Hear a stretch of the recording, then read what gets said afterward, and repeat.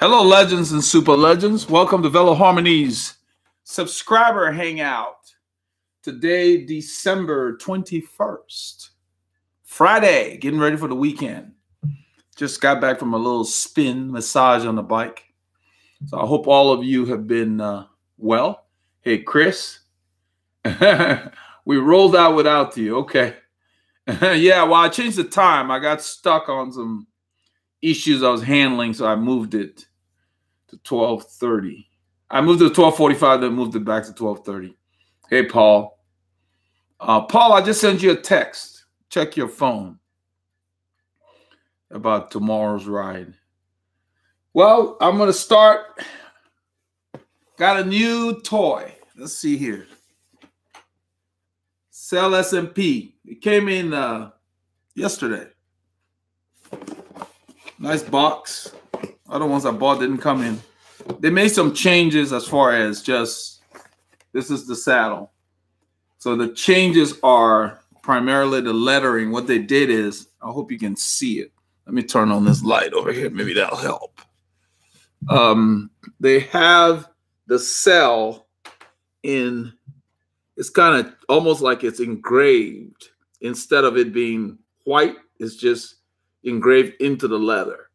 And so the Selle is still there. It's just smaller. That's what you're kind of seeing there. And then it just have SMP. I believe Selle means saddle in Italian. So I don't know why they put it on there anyway. It's a bit redundant. But let me take it out of the package.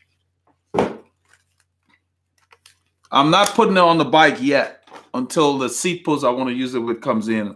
I'm trying something different for more comfort, I guess. I'm trying a carbon seat post. But it's the same saddle primarily. The shape, everything's the same. They use high density foam. So you don't feel much give. But with cycling, less is more. You don't need a cushy saddle. So when you're riding, this really comes into play. So that's the baby that's going back on the blue bike. Just solid. It's about, I haven't weighed it, but I think they said 260 grams. It's not the lightest saddle out there, but I like them. All right. See here. Jeffrey D. piggybacking on the last chat. Found the service panel and removed the SPD plate in my shoes. It had been rattling for a couple of months. Yeah.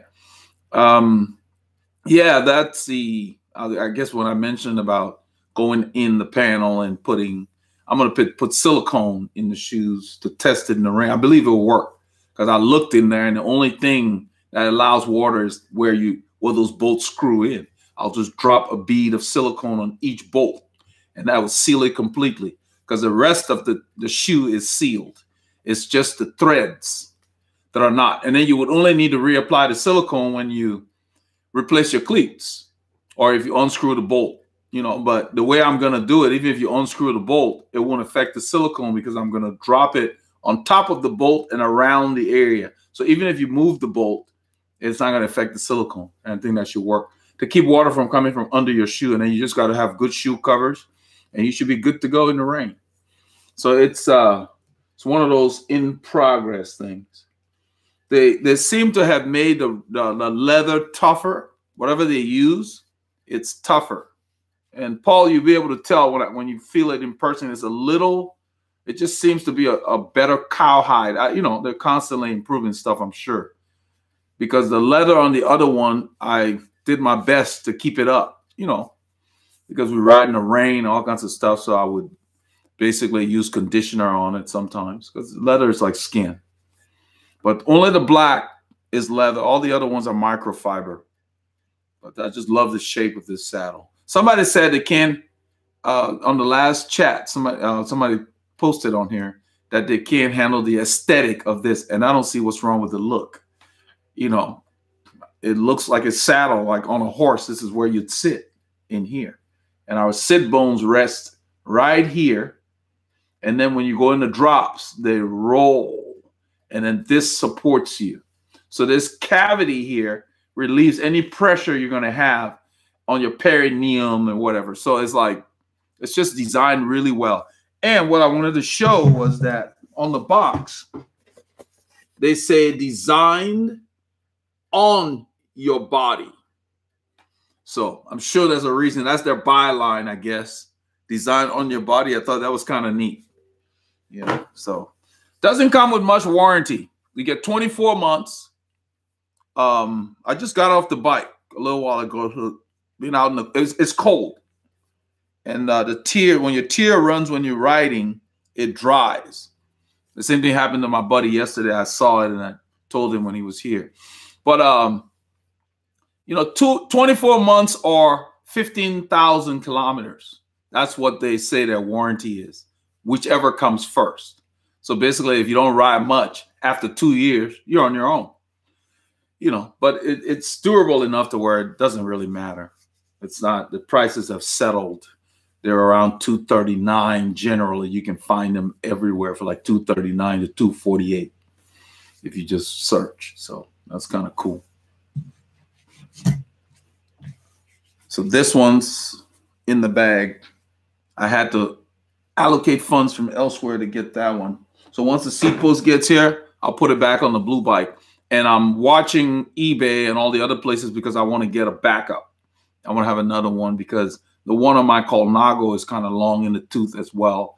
And the leather had frayed. And I guess you call it a hack because you can't really tell.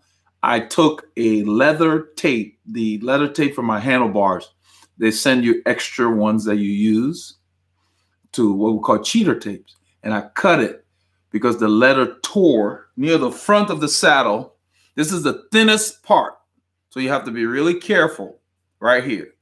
If there's a lot of rubbing, we rode in the rain one day and I think it was tilted a little off. It wasn't quite perfect. And so I was putting conditioner on it and it just came off. The leather just came off. So I cut the area neatly, removed the foam, and took a piece of that leather tape for the handlebars and put it in there and glued it. And it's been perfect since. So you have to be right up on it to notice it. So I'm going to stretch the dollars in that one. Chris says that's like a year of riding for you. I think I'm riding around, yeah, probably 12,000 kilometers, I believe. I don't really track that. It's just if I have more time, I'll ride more. The last couple of weeks, Paul and I have been riding more because we're getting ready for the Rafa Festive 500, which starts Christmas Eve. So we're going to ramp it up next week and just get heavy miles. And so this week we kind of tapered it a bit. And we're starting with Saturday to get it back up there. So, yeah, probably about 12,000 kilometers a year is probably what I do. I do it mostly by hours. I mean, that's all you've got, you know, time, allocated time. But, you know, if you spend a lot of time with the groups, you'll cover more ground, you know. Hey, Ron on your left. Good morning, Ron. Yeah, Ron's going to be doing a big event. I saw your thing on Facebook. I replied to it. I don't go there that often. They just send notifications and I click and it takes me there and I reply. But Ron, I think you will find on the channel, Ron wanted to know if there were places, you know, resources for him to get training advice on preparing for a long event. And so I sent him to the channel, the channel's playlist on training. And I think you're just going to have to read between the lines. There's a lot of stuff in there as far as your frequency. You just got to ride long. If you're going to do, you know, try to get close to the duration of the event you're going to do and then ride consistently. But I think Ron was looking for structure. And so, I told him, I said, the only structured plan is like the 12-week based plan on the website. So everybody's getting ready, you know, in a few months, it's going to be what? Let's see, March. You got January, February, March. By March, things start thawing out and people need to be ready. That's why I tell people you got to ride during the winter. So when spring comes, you're ready to ramp it up. Oh, yeah. Paul says you need to order another saddle. Yeah, you know, that's why I'm looking on eBay. Since it's reserved, I'm not going to rush to get, you know, the latest and greatest necessarily. I like what they did to the design here, because what they did is they softened this, because the other one, after you ride for a while, it would almost end up looking like this. So what they did, it didn't make this nice and bright white. That's why you see it looks kind of subdued, because it just makes more sense. They did something with the leather. It just feels tougher. It feels more like a, you know, what I call raw cowhide. They didn't refine it too much, which I think makes sense, because the other one gets all roughed up like this. So this one already has patina, I believe patina out of the box. It just kind of looks worn in, and then you just go ahead and use it. It just feels tougher. So it's the same shape. It looks like they're making improvements, because I'm looking under here. They got a little channel. I don't know if you can see that there. I'm trying to use this light. See if this will help. Look at those channels where they've got the rails going to the front. I think this is better. Right up here. So they've got those rails in there. I mean, these guys are not playing. This thing is rigid. This area here, there's no give. And this is why I was telling what's his name, Sebastian Martinez, the guy who did our remote fit. And he's a big guy like me, and he was riding one of those fancy lightweight saddles, and he had one of these on hand. And I told him, make sure you hang on to this, because that lightweight stuff is not going to last very long. You're a big boy.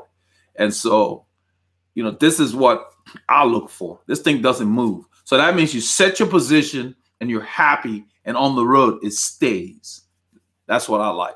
There's no give. This thing it's just solid. So they're doing a good job. You know, there are a lot of good saddles out there, but until somebody can do better than these guys, as far as I'm concerned, I'm staying with that. So Chris says, why do they drop the nose? So you think about it, Chris, like this. If you're riding and you're sitting, you sit here. Your sit bones kind of, I'm going to estimate right about here is where your sit bones are. Okay. So then when you in the drops, when you roll, this thing supports you as you roll forward. When you stand up, this is what happens. You slide off.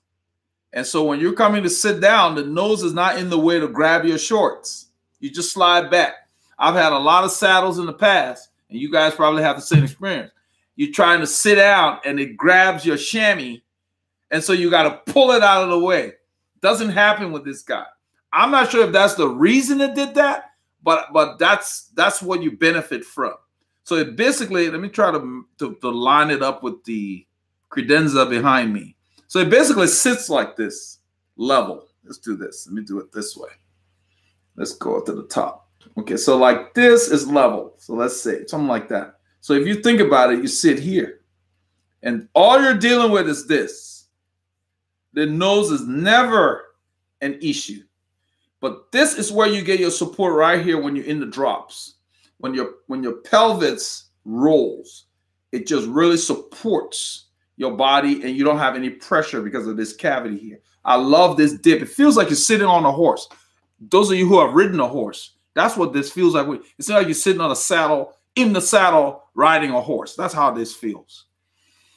And I believe they probably borrowed the idea or the technology from there, but they did a lot of research before they started doing these designs. And they've got all kinds of shapes and sizes, forma, and all kinds of other, you know, saddles they have. Their carbon saddle looks pretty much like this, but it's all carbon. And then somebody asked about the forma. The forma is exactly the same shell. They just don't have the high density foam. And this foam is like when you touch it, it gives just a little, but it's almost like it pushes back. But it gives you some comfort. So I don't think I would like the one without the foam, because this doesn't even feel like it has padding, but it does. It's just very firm. You know, I just like the rigidity the thing is built.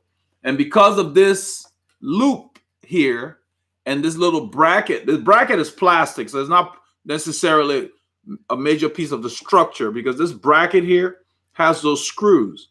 If you were to try to take this apart, you'd have to remove these screws and lift that out, and then you would get the rails out. But all of this just makes this thing so rigid. So we put our lights, we feed the strap in here, through there, wrap it under there, and come back, and we strap our lights on here.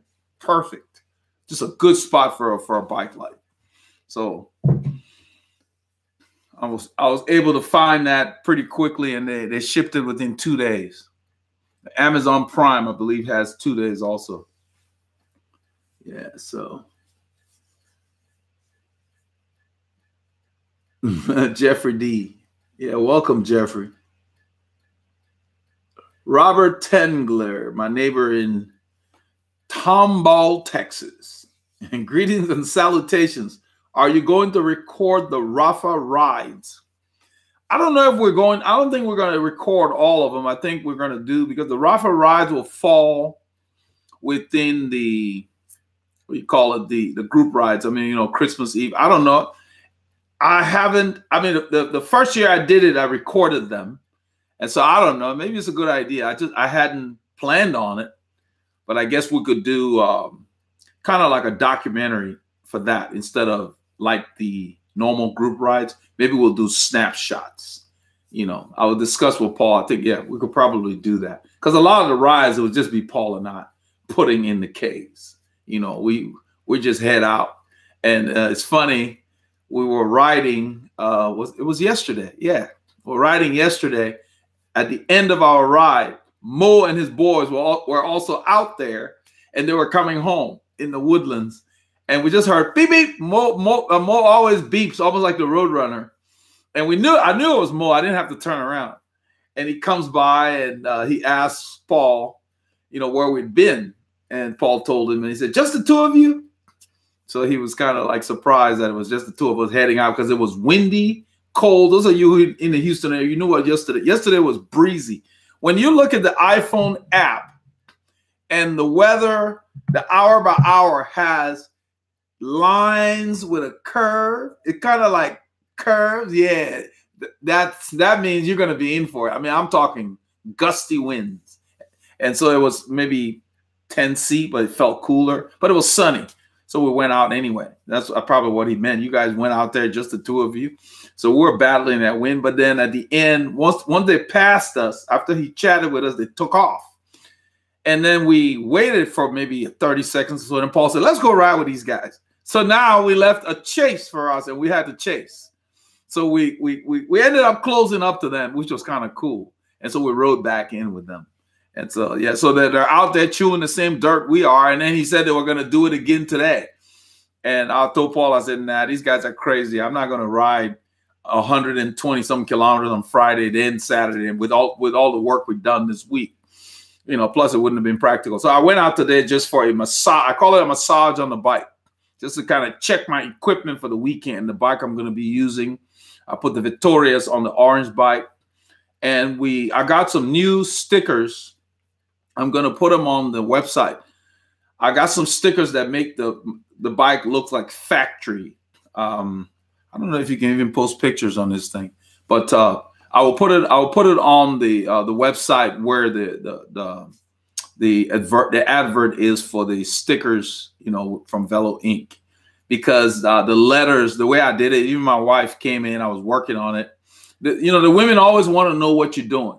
They know you're in the house, but they want to know what you're doing. They just come in to check, and then they see what you're doing, then they go off. So she comes and she says, what are you working on now? And so the bike's standing there, I'm standing in front of it. So I turned to her, and my look was like as if to say, yeah, I know, you don't have to answer. You know, I'm like, do you really want me to answer? But then she commented that she loved the way the letters look. What I did was I ordered stickers with transparent backing, but the colors of the letters matched the color that the manufacturer used on the bike. So for the Colnago, I ordered white. And for the Kish bike, I ordered, navy blue. That was the closest to his color. It ends up looking like they did it. Even my 9-year-old said, wow, it looks like it came like that. You know, so you guys will see it on the film. I'm sure we'll film it so you guys can see it. But it really just took the bike to where it looked like they did it at the factory with Veloharmony on it. And it's just, you know, it was really cool. So I sent Paul pictures of it like 9-something at night. And then he's up at 2 a.m. spinning. And they say, I'm crazy. I mean, who gets up at 2 a.m. to ride a bike?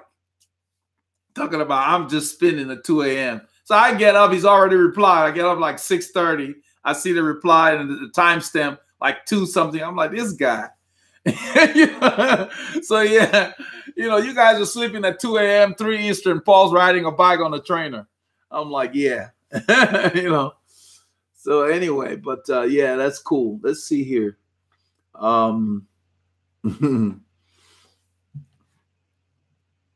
I'm waiting on my dice. This is Jeffrey D. Yeah, the dice 50. I've got that. I love that. I get 35 hours in the mode where you get 3 flashes on the dice. That's what I use. 3 flashes. It lasts 35 hours. You go more than a month without having to charge that thing. And the other one, the front, the Cyclery 600 or whatever, I believe that what that is, get 80 hours. So it's like you just, you know, you can go a couple of months before you need to do anything with those. They're really good lights. Peter Regala, he says, hi, all been enjoying this channel very much and definitely appreciate all the work you gents do.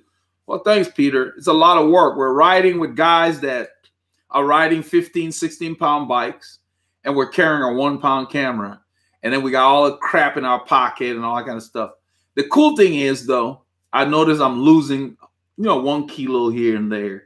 So, yeah, so all this riding we've been doing, getting ready for the Festive 500, ramping up the volume.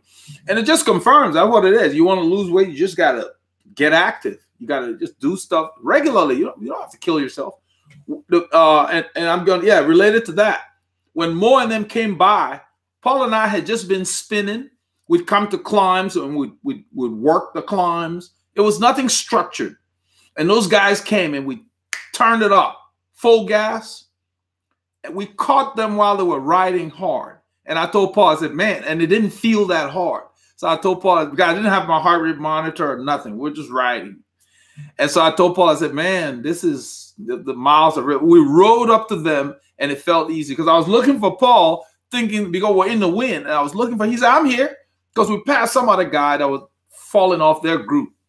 And we went around, I went around him. And so I wanted to make sure Paul was on my wheel. I looked this way, he was on this side. He's like, I'm here. And so we rode up to them. But the point I'm trying to make is this. Just ride. You don't need to feel like you got to go hard. By riding consistently, when it's time to go hard, you will be able to. People are hung up on, intervals and this and that. No, you want consistent, structured training.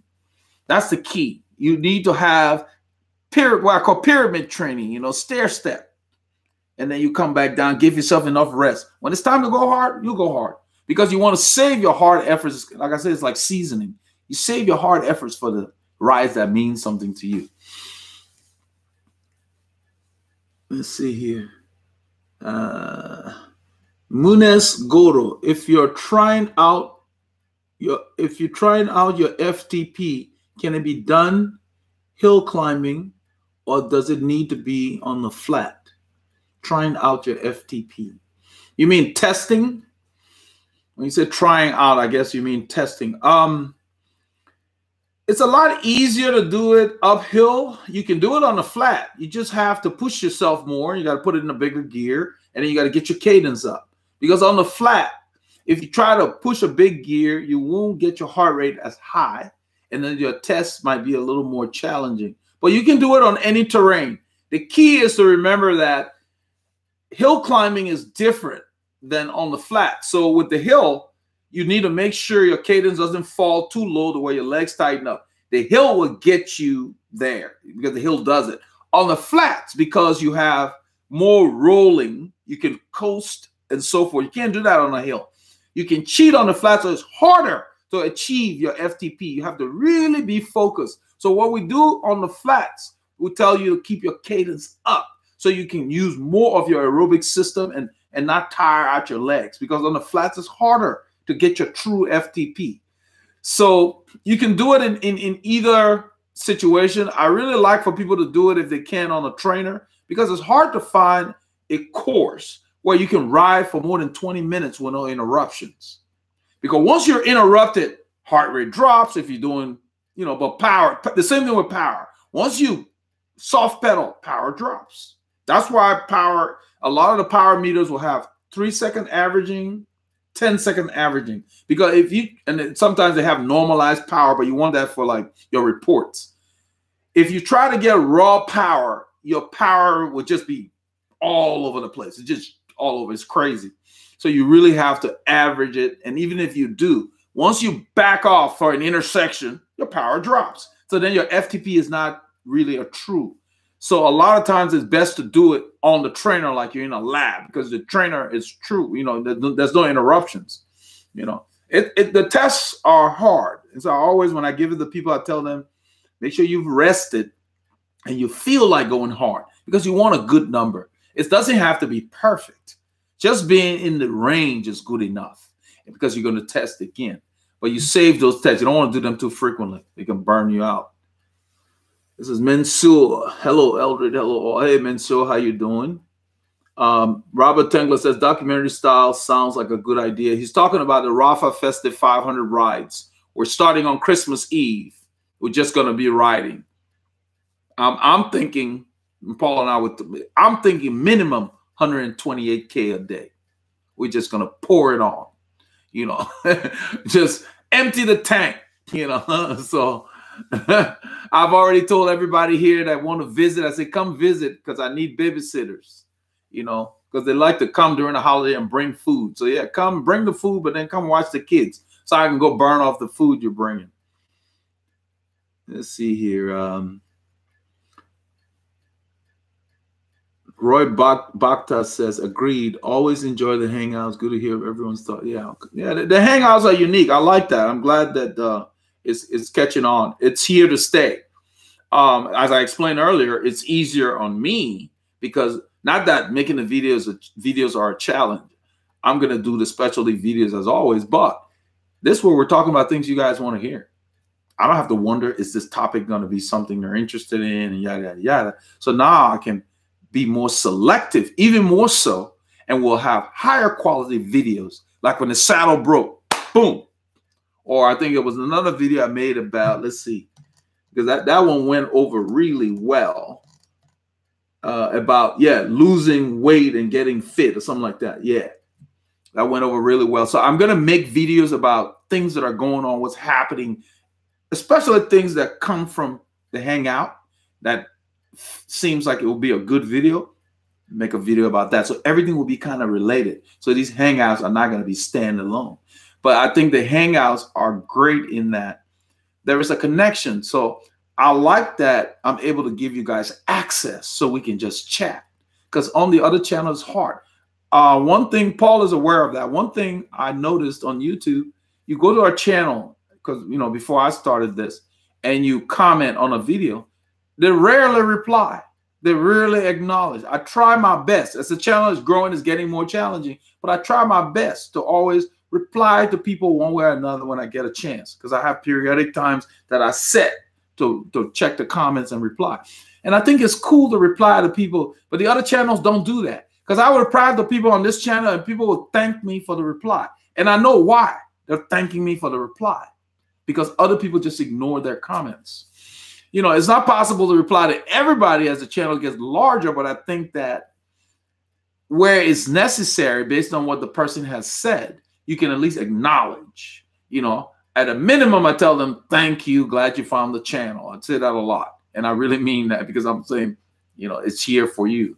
That's the reason the archives are laid out like they are. So I think it's kind of nice that this channel is unique in that we have this connection. I chat with people by replying to their stuff, and it gives people a comfort, because some of the guys that sign up for coaching, when they sign up, they act like they already know me. And so they'll send texts and different things. And so some of them I will try, especially the new guy I have named Jesse. Jesse Davis is all excited. He wants to race. The guy hasn't done 1 week of, I started his course. He's very enthusiastic, and for kudos to him in that I sent him a threshold test. Most people will wait 7 to 10 days. He did the threshold test the next day. And I was like, man, this guy, he's ready to go. And then I get his plan. I send it to him.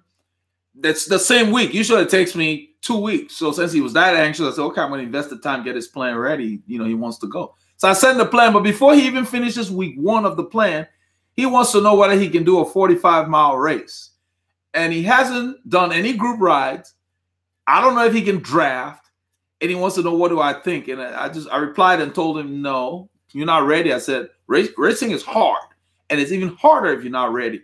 And you know, you need to do group ride. You have to learn how to draft. There's a lot of stuff involved before you go race, because it's for his benefit and the other people in the race. Because if you just show up, you don't know how to ride in a group, you can cause a crash. So I told him, don't be thinking about that now. So I told him he has to be more patient. He's very, very, I guess impetuous is the word. I hope that's not a negative word. He's like a racehorse that you got to rein in. He's ready to go, but he needs to learn the rules. You can't go to a soccer match not knowing the rules. Your competitors will tell you to score your own goal. You wouldn't even know. So he's got to learn the rules before he gets in there. So that's kind of cool because I had to get him to start sending me emails versus texts because I like to track things by email to know what he's concerned about as we change his plans. And he just continued to send texts. And I told him, you got to send it send it to email. It's easier to manage, you know. But I could just tell he was very enthusiastic. But so, yeah, it's here. I like the connection. So people feel like they can ask questions, not just depending on the videos per se, but whenever possible, I use the video to point them if the question, you know, relates to a video I've made or will make. Let's see here. Where was I? Robin said dedication equals Paul. Yeah, he gets up at 2 a.m., sends me a text. I'm spinning as usual. I heard the phone go because Paul has his own ring. I heard the thing go off on the phone. I just smiled. I don't know what I was doing. I was up. I was in another room I'm always doing something. And I like to do stuff when the house is quiet, when everybody's sleeping. And I just smiled, you know, but I didn't check it. I was doing other things. And this morning when I read it, I just kind of laughed. So this guy getting up at 2 a.m. to spin. I invited him to come spin with me today, talking about, no, I got this, I got that to do. I said, you already spun at 2 a.m. You don't need to come do more. And then he tells me to take it easy. All right. You're riding at 2 a.m. I'm supposed to take it easy. That's funny. Let's see. But the only trail I know. Okay, so I'm going to scroll through the conversations here. Yusef says, hi, Yusef, welcome. Jeffrey D, as hard as you ride sometimes. Jeffrey says I ride hard. You see, I don't think I ride hard, but let me continue. Jeffrey says, as hard as you ride sometimes, how does some of the team manage to stay as heavy as they look? I'm 70 centimeters and 87 kgs. I'm doing my best to drop more weight. 87 kgs. What do you mean 70 centimeters? You can't be 70 centimeters. I think that's a miss. That's a typo. 70 centimeters? No. I don't know. And I get the 87 kg. I'm about 86 right now because of the riding we've been doing. Usually I'm about 87, which is not that heavy. But 70, are you sure? Did you type that correctly? 70 centimeters. You convert that. I wonder what that is in feet and inches. 70 centimeters. I don't know. That's kind of short. You sure you did that right? I don't know. Maybe. Okay. Let's see. How does some of the team manage to stay as heavy as they look? They're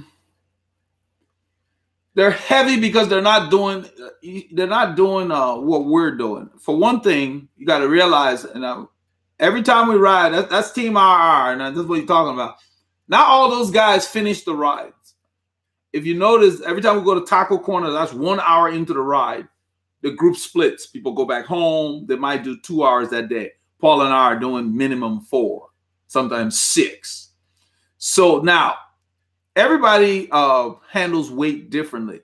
You can still, and some of the guys are stocky, like Mark. Mark says he has trouble losing his belly. And Mark rides a lot when he has the time. He'll ride the whole ride with us. So some people don't drop weight that easily, but they're still strong, you know? So yeah, he might carry a belly, but he can still ride up the hills. But what you're not seeing is that, you remember I mentioned that the ability for them to slide back. I was harassing Mark. He's one of the ones that come to mind. They all do that, where they spend more time sitting in, and then at opportune moments, what I call the hero moments, they make it look like they're doing work, but they're not really sitting at the front pulling. And I've mentioned on here, I don't mind sitting at the front pulling because that's how you get strong. A lot of times when Paul and I ride, I will pull for a long time. Then I'll have him come to the front and say, you got to get your nose in the wind or whatever. What I'm trying to get to is this. If you sit with a group and it's let's say 6 to 10 riders, which is about the average size once it settles. And you sit in the back on relatively fair, flat terrain, you don't work that much. Your heart rate drops because the group is pulling you along. Same thing happens in the pro peloton. When they do 250 kilometers, you got 200 riders, you see that little arrowhead. The people in the back are not working that hard on flat terrain until the road goes up. Then everybody has to work. So what ends up happening is, all experienced riders know this. If you just sit in the back, you're not going to get the workout you would get if you were riding alone. So a lot of experienced riders will not sit in the back in a big group if they want to really improve. They will take pulls. So you'll see maybe 3 to 5 or more riders just go into the front, pulling, rolling back in, not going all the way back, slipping back in, up at the front. You see the same guys taking a pull. Those are the guys that really are going to drop the weight per se. So yeah, that's why some of the guys look stocky and so forth, but they struggle when we really go hard, because what you're saying is we're not going full gas all the time. When I go to the front, I'm not going full gas. If I go full gas, they won't be on my wheel. Then that's not a whole lot of fun. I go to try to get a pace to where the group stays together, but by me staying there long enough, I'm still getting a workout. That's the way I ride. They don't necessarily do that. They break up the group because they do, they just ride. And I mean, that's the thing that we like about that group. They ride, they can have a little bit left and they'll just ride like they got a whole tank. They're not misers of their energy. So it's hard to say. So yeah, there are cyclists that don't look very fit, but are strong. So, come to a climb, they can put down some watts, but for a little while. If you look at Mo, I don't know if you got a lot of screen time of seeing Mo. Now, Mo is lean. Okay, Mo does some serious riding. The guys that ride with Mo group, and in fact, I just sent Paul a text. We're going to start visiting Mo's group, and I will film them closer so you can see the difference. The guys that can really go when it's time are lean. And right now, December, they're not going full gas. They're still going fast. And that's kind of scary because to you think we're going fast. So I'm sorry to say, we're not going very fast right now. It may seem fast to you, but we're not. Use last week's video for example. I climbed steadily zone 2. And the group broke up and I was in zone 2. So imagine if I had been doing zone 4. Use that as an example. Because it's winter, I'm doing zone 2. But because of the kind of riding we've been doing, my zone 2 is fast. It's faster than the people who haven't been doing the volume that we've been doing or have the years in their legs. Because one thing about kilometers, you put it in the bank, it stays there. Doesn't matter whether it's on Strava or whatever. Strava is kind of a new thing. Your legs, if you put the work in, you will reap the benefits. So use that as an example. We're going fast, but it's not fast for all of us. It's fast for some of the people in the group. This is the reason I always say ride at a pace to pay attention to the last guy. If you remember, there was a ride where one rider 2 weeks ago, the Sunday ride that I blended with our rainy ride, there was a guy named Bob that had to turn around. And we were really just warming up on Fish Creek with the wind. And he had to turn around. He got dropped and turned around. So he's at a level where when we're warming up, it's hard for him. That's the way cycling is. And that's the reason why you must draft and sit in so you can ride with faster riders by using the draft so that you're not working so hard. And that will help you get in shape. But the people that are pulling will also be getting in shape because they're fighting the wind for you. So the thing I was talking about what Scott did last week where he got dropped, then came to take a pull. That's what you don't want to do. So imagine if somebody gave you a rope. And I think I told this to Paul. So you're in a well and you're drowning and I throw you a rope. And I pull you out. And as you climb out of the well, you step on my neck and I fall in. That's the equivalent of someone waiting for you because you got dropped. They're trying to give you a wheel and then you come around to the front. What is that about? That was what I was pointing out. And every rider / racer who's experienced knows that. Because why are you wasting energy when you don't have to? And then you get dropped or take a pull and you get dropped. When all you have to do is to say, these guys are fast. My first goal is to sit on their wheel until I can finish the entire ride with them. because that would make you stronger because you get the distance in as opposed to getting dropped. Once you get dropped, your speed drops tremendously. If it's ever happened to you, that's what happens. Because psychologically, you're like, you're wiped out, you're whipped, and then you drop your head and your speed drops. And so you don't get the workout you would if you could ride smart, stay close, find the draft, all of that. And those are the things I want Jesse, the new guy who signed up for coaching, to learn. Learn how to draft before you go race. Because if you can't draft and you go in a race, you will get dropped. Because you can't win the race from the gun by yourself.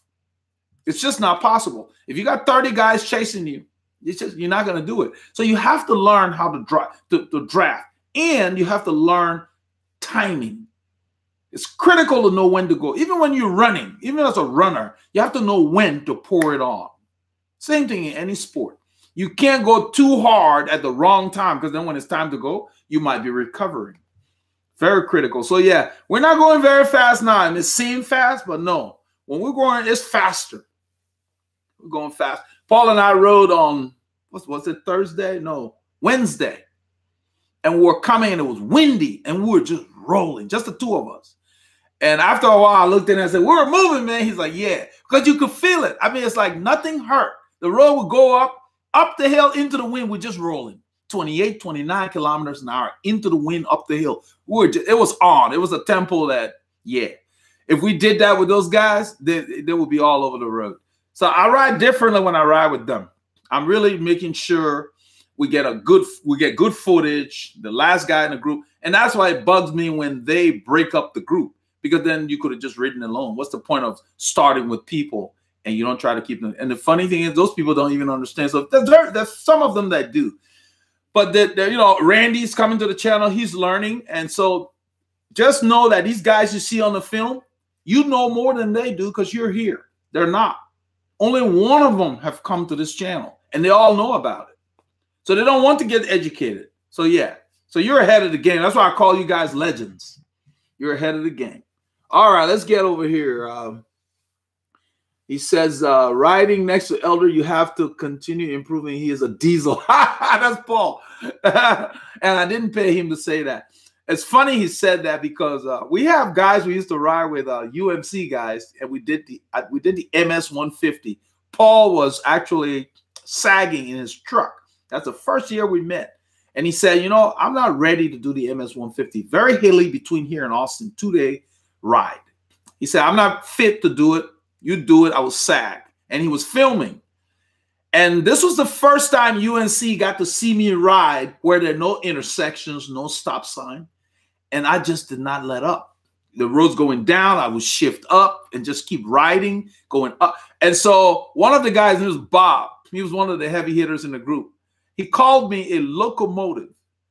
And, Paul and I laughed about it. And I told Paul, I said, I knew why he said that, because what happened was there was no slow down. Every intersection we have police officers stopping the traffic. It was really cool. I know, it's like, it's cool when they stop traffic for you to come through. It's worth paying for the ride. And we were just blasting through these little towns. They didn't get to rest like we do when we ride in town, where you got a stop sign, light, and whatever. And after a while, it just whittled the group down. It just got smaller and smaller. And then Alan took off on a hill. Bob got dropped, and Paul was there with the truck sagging. And Bob rides up to the window and told Paul, I can't hold that wheel. He had to admit it. And this was the guy who was doing all the attacks in the group when we met them. But what he found, it was different riding in what we call the open road, where there's wind. There's no buildings. You got wind, hills, no lights, no stop sign. You've got to have a pace you can hold. And he was not used to that. And that's the difference. So, when we ride, that's the way I ride. I get a speed and hold it. Now, it doesn't mean I can't go faster. But by riding as hard as we do when it's just the two of us, when we ride with those guys, I'm mostly just looking around to see, who's hurt, who's off the back, who's making sure everybody's okay for the most part. Just making sure we got a good shot, keeping my eye on the gimbal and different things like that. And then I'll play with them like that little sprint with the broken saddle. I just found out that somebody told me at 19 minutes into the film, another guy posted, another legend, that the saddle was moving. I think it was Simon Moses that posted that. So that saddle was broken for most of the 6-hour ride. So yeah, so that's why I have this. Those of you who came later, that's the replacement. The same boy they just changed the aesthetic on the lettering, that's all. And the Selle is now kind of grayed. That's for those of you who just came. You can see it says Selle. Selle means saddle, I believe, in Italian. So I don't know why they put that on there. It's redundant. But the leather seems more rough. Well, not rough. It's almost like it's worn in already. There's no shine on it. So that's the difference. There's no shine. And so it already has patina. So it's going on the blue bike. I'm waiting for another seat post that I want to try. I want to try a seat post like Paul has on his Scatante. He has an FSA, I guess a full speed ahead is the name of the company. An FSA 2.5. The 2.5 setback seat post is the agreed upon traditional setback for all road bikes. You know, before they got fancy with all these funky sloping geometry or whatever. In other words, the builders back in the day built the bikes with the expectation, even those 1-bolt seat posts, they have 2.5. So that's the aesthetic that's built into road bikes. And so you get a 73 and it expects you to have a 2.5 or a 72 or a 71, 2.5. So that's the look everybody got used to. So I'm going to make the steel bike, the blue one, get that traditional look. You know, it doesn't really need a setback seat post, but I figure I would get the 2.5 versus the 3.2 that I had to put on the Colnago. Without that, I wouldn't be able to fit the Colnago. So yeah, let me get back to here. Let's see. Let's see. Psycho Warrior X. He enters with a clap. I think he's in California. Welcome, my brother. Paul Griffin from the UK. All right. Frosty One. Eldred, upgrading my saddle and maybe the stock Cannondale aluminum seat post. Is the benefit significant to also upgrade to a carbon seat post? We'll put stock things on the trainer bike. I don't know if there's a benefit. I'm really just changing my seat post because I like the feel that I get from the carbon on the Colnago bike, you know, and I just wanted to get that traditional aesthetic. I have a Thompson straight seat post on the same bike right now, and it's fine. But yeah, so unless there's a problem with it, but yes, if you're going to make some changes and you have another bike you're going to use it on, that's fine. Long as the fit, you're not doing it because if it was causing a problem on the fit, then you have to do it. But if you're just doing it because you want to try carbon, that's fine. It's not going to do anything as far as make you faster or whatever. Your seat is going to be in the same position, you know. So carbon seat posts are expensive compared to the other, you know, traditional like aluminum and so forth. They're pricier. So needless to say, I shop, you know, extensively before I get them. But putting it on your other bike is a good idea. But what I want to know, I want to go back and read because you're saying, is the benefit significant to also upgrade to a carbon seat post? I don't see any benefit to upgrade to a carbon seat post. It's not going to do anything unless you've got a steel seat post on that current frame, and because they're heavier generally, and you just want, you know, you like the way it looks. It's not going to make you faster, man. It's like the engine. You got to do the work. The seat post I'm getting is not very light. The FSA is not very light. They're heavy, you know, and that's why I'm getting them. They're tough. They're not going to break on you. The hardware that you mount those things to, they're robust. They didn't skimp. That's really why I don't do lightweight stuff. So no. When you say benefit, I don't know if you'll feel different necessarily. I mean, it has more dampening, you know, especially if it's got a setback. It's a little comfortable, but it's nothing you can really quantify. And sometimes it's okay if you can't quantify it. If it looks the way you want it to look. That's the reason I'm doing mine. I want it to look like a traditional bike like Merckx and Anquetil and them used to ride, because my bike's steel. So I want it to look like the boys from the golden years used to ride. That's the reason I'm doing it. But it's not going to make me go any faster. It's not going to take seconds off my time per se. You know, it's just, so yeah. But do it. I mean, it can't hurt. But I don't want you to get hung up on. Just make sure you're getting the size for your seat post. Most of the roads like 27.2. That's what my bikes use. Then they have 31.6, which I think goes in mountain bike tubes, and maybe some aluminum tubes, maybe bigger. Make sure you have the sizing, the diameter of your seat tube correct, because those guys, the guys I ordered it from, that's why it's not here yet. They messed up. They claim it was mislabeled. They put 27.2 on the website. I ordered it. Then they put 31.6 in the box. The good thing is they didn't ship it. They caught it before that, because I got the shipping notification and they said, oh, it hasn't left, but we caught it. Would you want this in red? The FSA comes with kind of a monochrome gray lettering, which is, you know, nondescript. Then they've got them with red and white. I hate that. And you can't peel them. They're not decals. They're under the clear coat. So he wanted to offer me the red, and I said no. I have nothing that, none of my bikes have red on them. I don't want that. And he said it'd be a $20 discount. I told him I ordered the black specifically.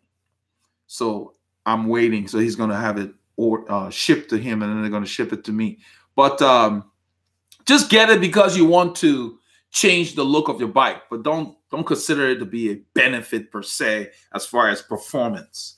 You know, just make sure your bike fits you. You'll be good. Let's see here. Baby Belkin, Merry Christmas with that FTP test. Why is a 20-minute test viable? Because in an hour, there could be a big drop-off as you start to fall apart near the end. Well, the reason to do 20 minutes, my tests are 30 minutes, and I tell people to record the last 20 minutes so they're into the workout. But the entire test is about an hour, meaning there's a specific warm-up I give people to make sure you're ready to go hard. But yes, many people don't want to ride full gas for an hour.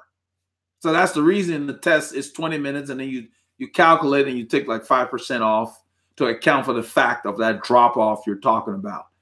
Yeah, you know, people are not going to be doing every 3 months to ride full gas for an hour. It's just not practical unless you're in an event. You're not motivated to do that. That's the reason.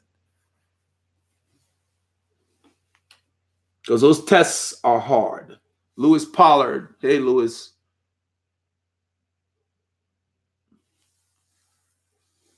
Yeah, if you want to do an hour, that's great. I don't believe you're going to be able to go an hour full gas unless you're really motivated. So if you want to do that, then do a time trial. Do a 40-kilometer time trial event and use that to get your FTP. But usually if you're training for an event, you want to at least have a gauge. It doesn't need to be exact. When you're training, once you get in within a few percentage points of where you need to be, the effect is there. I don't train at threshold to push my threshold. I can train at sweet spot to push my threshold. But the key is you got to stay there long enough. And when you need to go harder, you will be able to. You don't have to be exactly on those beats. If you're within 5 or 10 beats of using heart rate, fine. If you're within a few watts of the area you need to be in with power meter, yeah. Don't get too hung up on these gadgets. They don't do anything. They don't ride the bike. And I'm not going after you, Baby Belkin. This is just the industry and just people in general nowadays. That's why I made the comment when somebody said, can you pick someone that your favorite non-US racer? And I got excited when I started talking about Crick the Lion and Moreno Argentine. You know, you don't need any of this stuff. They don't do anything. Think about it this way. Somebody asked me during the premiere, do you ride by heart rate or feel? And I said, feel. If you're on the bike and you feel crappy, are you going to go hard? No. What is the power meter going to do? Nothing. It can't make you ride the bike. The heart rate monitor, it's not going to do anything either. You do the work first, and these things just give you some kind of numerical or a nomenclature, some kind of feedback in numbers, watts or beats per minute that your heart is doing. There's more to what's going on than just what your heart is doing, because your heart has its own little job, meaning that if you've conditioned the heart muscle well, it will send out a certain amount of beats per minute that will be required at every effort you put out to keep your nutrients flowing and clearing lactate so you can continue. So as you get fitter, the heart will beat less. If you're not fit, it will go up real high. So all of that gives you a certain feel. When the heart just jumps like that, your breathing changes and you're like, man, this doesn't feel too good. So it still comes back to feel. So as you get fitter and you feel good and you start to go hard on the day where, you know, the Europeans call it, I have form. You've probably heard that. I have good form. When you're talking to a lot of the riders in the pro peloton, I had good form today. That's what they mean. In other words, you can train all you want. The body is so unpredictable that at any given event, you don't know what you're going to do. That's why riders have little nervous twitches, you know, before an event, you know, stomach, you know, feel a little queasy because you don't know how you're going to perform, even though you've done the work. And then you get into the event. And if you're going really good, then you start to push really hard because you feel good. So that is feel. And then you say, oh, what is that power meter saying? And that's what a lot of people who don't compete or are not around a lot, we don't look at those meters or whatever all the time. You know, you're riding down the road and let's say someone attacks. And then you decide, I'm going to go get him. And then you start to go and you're pulling him in easily. That's when we look at the heart rate monitor and say, man, this feels easy. What heart rate is my heart saying? You use that for reference and say, oh, it's saying 165 and I'm pulling this guy in up this climb into this in this condition. It's still not definitive. All you're trying to get is a gauge. 165 and it doesn't feel hard today. So then the next day when 165 feels hard, you're like, nah, I'm not going that well. That's all that's for. Same thing with a power meter. 300 watts is 300 watts. But when you're feeling good, that 300 watts will feel like, I can do more today. That's what I want you guys to get to know, that you can't ignore how you feel. Those meters are secondary. Your feel is first. Because when you're feeling, there's a guy named Rudy on the ride said, there's good hurt and bad hurt. I knew exactly what he meant when he said it. He used to do USCF racing. Good hurt is when you're going good that day and you're pouring it on and your legs are like tingling or whatever. It's hurting a little, but you can keep going. That's good hurt. When you're hanging behind someone else who's forcing the pace and you're seeing double, that's bad hurt because you're not really in control of your form. And that's when you start pedaling squares. So you want to back off because you don't want to teach your body to ride the wrong way. So just keep in mind all these meters. You know, another guy sent me a note. And I'll talk about this because I'm passionate about stuff like that. I don't want to come across like I'm anti-power meter or anti-whatever, heart rate monitor. What I'm not. I use a heart rate monitor now. I've used the power meter. But what I want people to understand is they're secondary. They don't control anything. If they're not working that day, you can still go ride your bike. Don't depend on them. They don't make you who you are. Power meters are used when you get in decent condition and now you want to get that extra percentage out and say, today, I want to go and really hit 450 watts. Now, that's your plan. And the reason why you may want to do that is to say, okay, I've been hitting 440 consistently and now I want to see if I can. So you have something quantified that quantifies your effort per se, and you want to focus. It helps you focus and squeeze out more. But when you get out there, you may be having a crappy day to where you're not going to even hit 400 that day. Then you need to realize that day that my body's not going good. I need to drop the effort, spin, enjoy the outdoors, and try another day. Don't get hung on thinking you have to do, you know, what the power, you know, what you had planned. That's kind of what I want. You know, so it starts with feel. If you're feeling good, yeah, give it a stick. You want to do that test for an hour?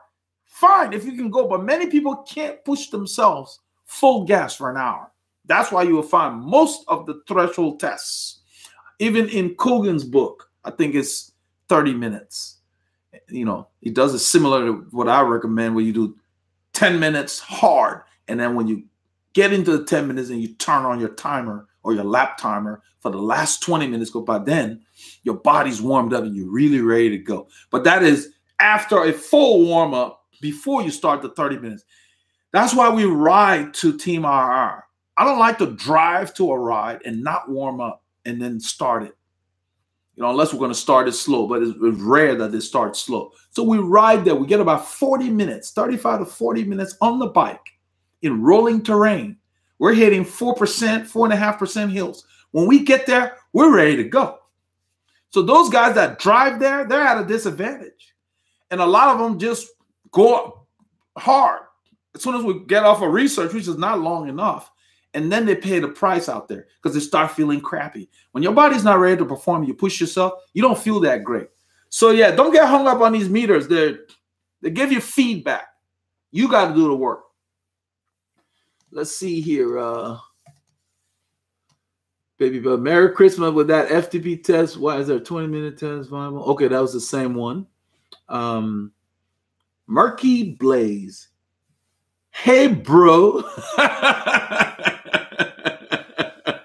I laugh because I don't know if it's a U.S. thing. Everybody calls everybody bro or brother. You know, I guess because I'm of African descent. I guess we're supposed to be brothers or whatever. It's like, hey, bro, like we're old pals. All right, bro.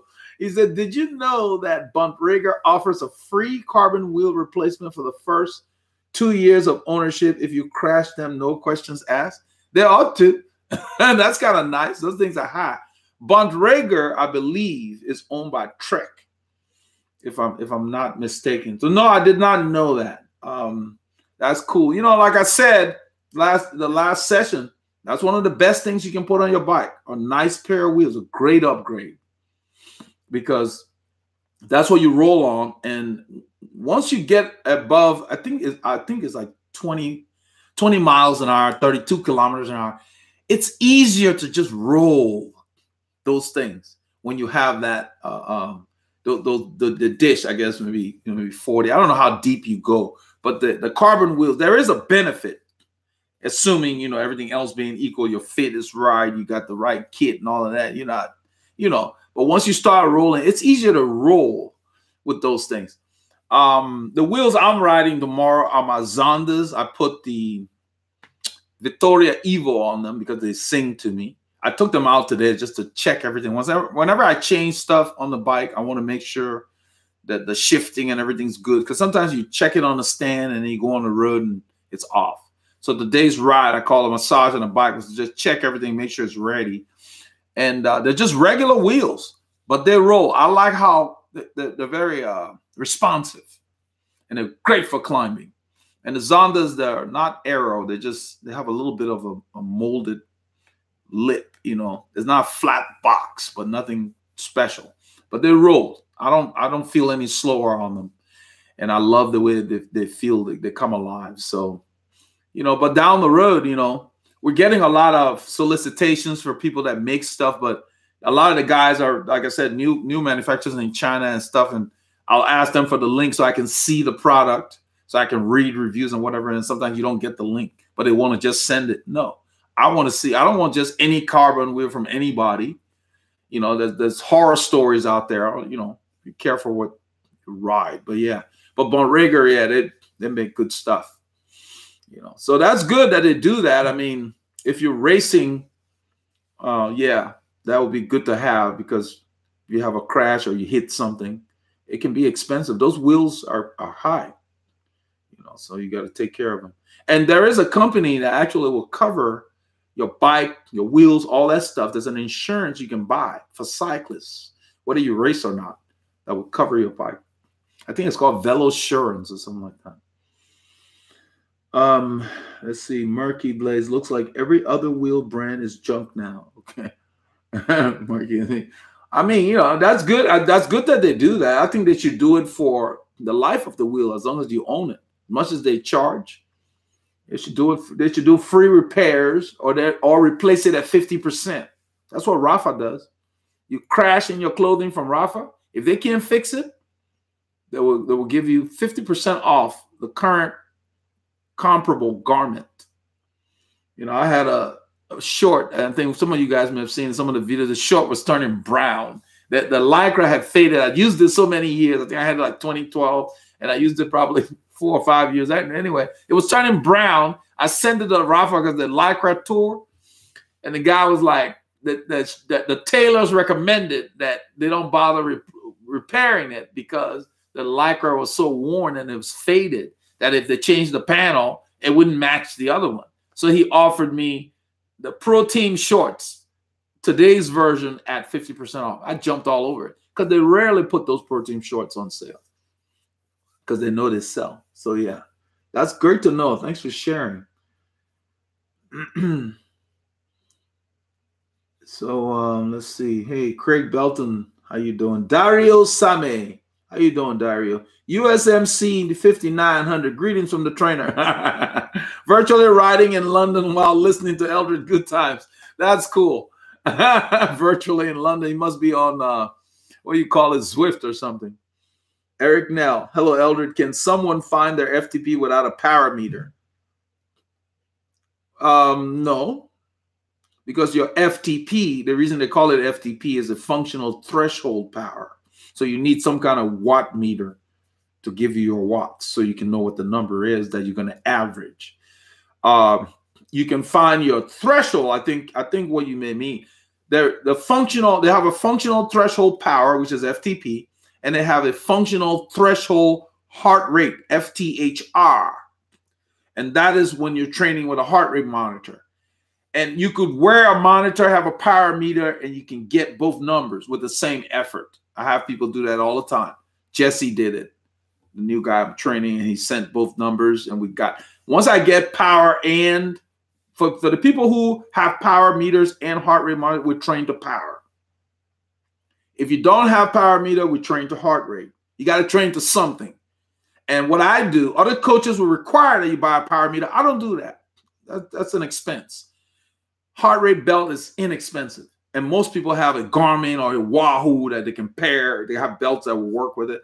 And what I do is some of the people who don't know that sign up for coaching, I help them. They tell me what their head unit is.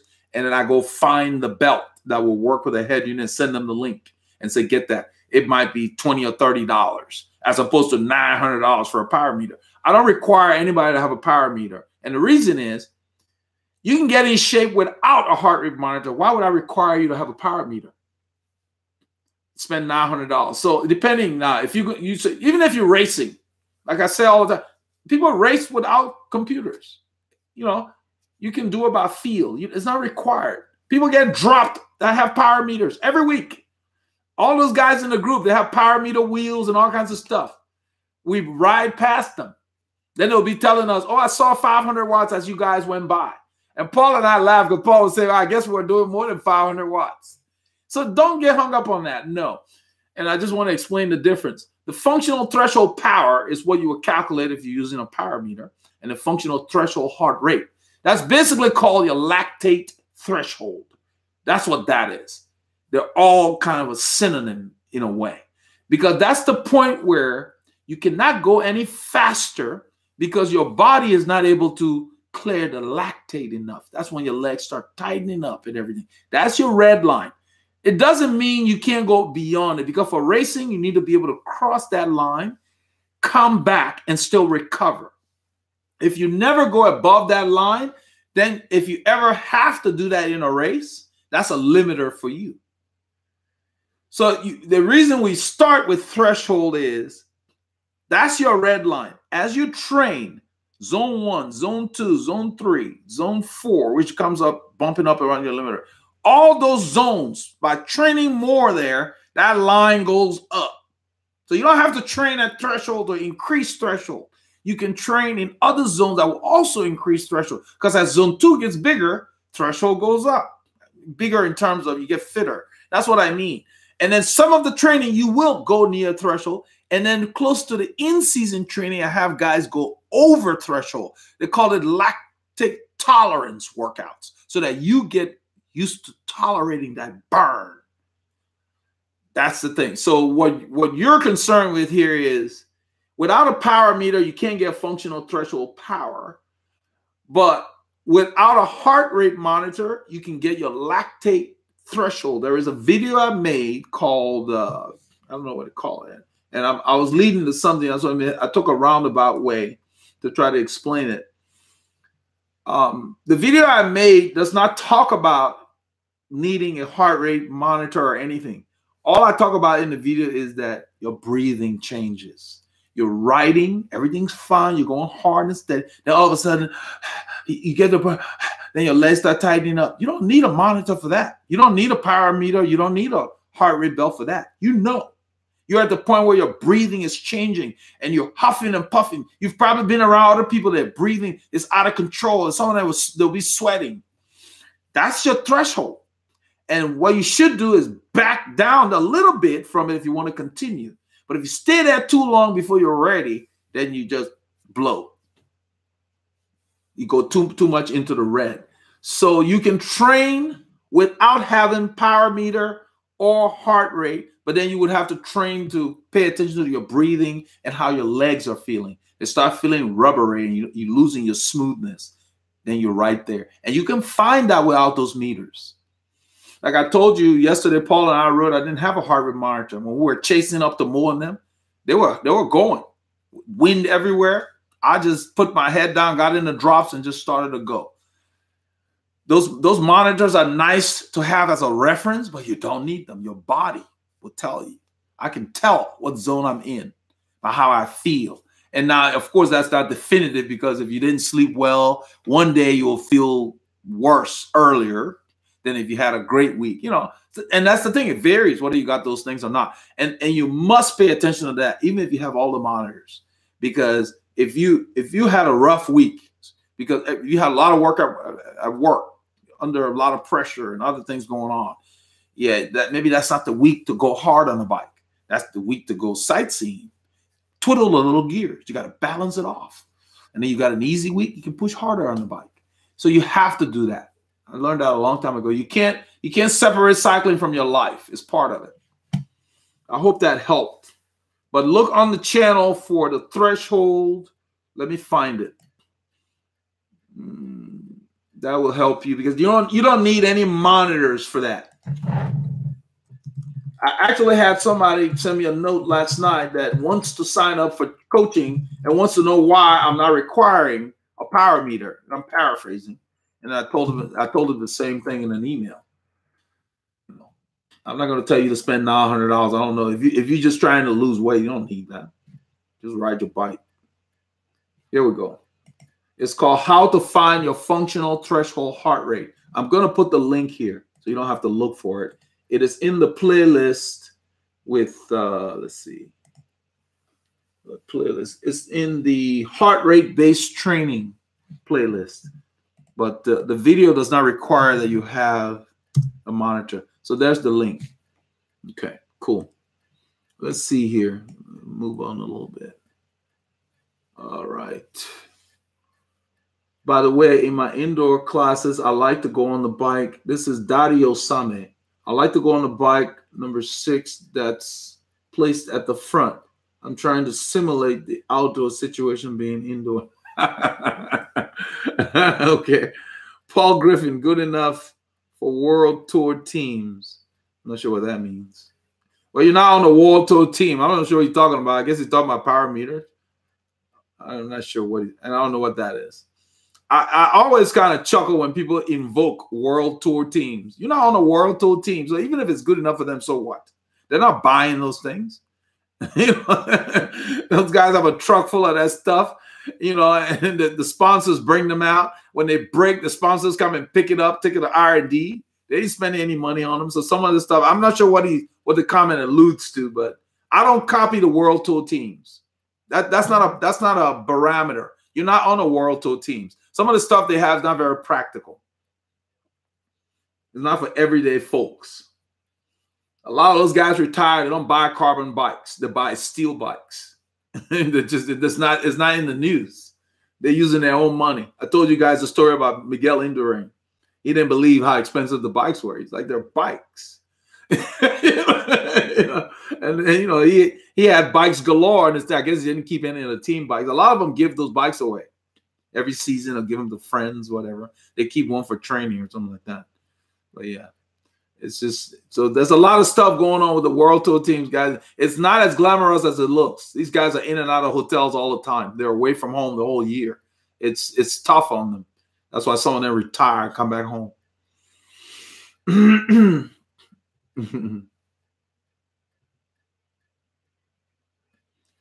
All right, let's see. Good morning from the land down under, Michael Fernandez. Nice to see you, Michael. He says, always nice to see you. The land down under. I love the phrase, the land down under.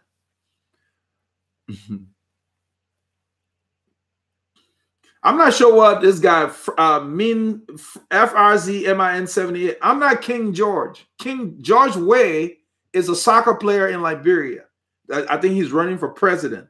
They call him King George because he's trying to help people, and he actually used his own funds that he earned when he plays soccer in Europe to actually pay for things that the government of Liberia was unable to pay for or unwilling to pay for. That's why they call him King George. He's a philanthropist, and now he's trying to be president of the country to help them even more. So no, I already have a name. It's not King George. That's his tag. So you want, if I'm King George, you need to send some, what was the guy? The sheriff of Nottingham that was collecting taxes. You need to sign up on Patreon. Then you can call me King George. All right, let's see here. Dev Miller, greetings. Veloharmony, bless up, one love, all my cycling friends in Jamaica are now watching your channel. Well, cool, Dev. That's good to know. There's a guy in Jamaica that has a channel here. I've been supporting, giving him ideas from time to time. Third World Cycling, he calls it. You know, it's up and coming. It's kind of a small channel. He's not putting a whole lot of content out. And I watch some of his stuff, and I give him some tips from time to time. So let's see here. Where Michael Fernandez said, with regards to the pedaling technique, where you use the sweeping motion, how do you concentrate on both legs? I guess you can do drills. I've been doing it for so long, I don't really think about it. It's just natural now.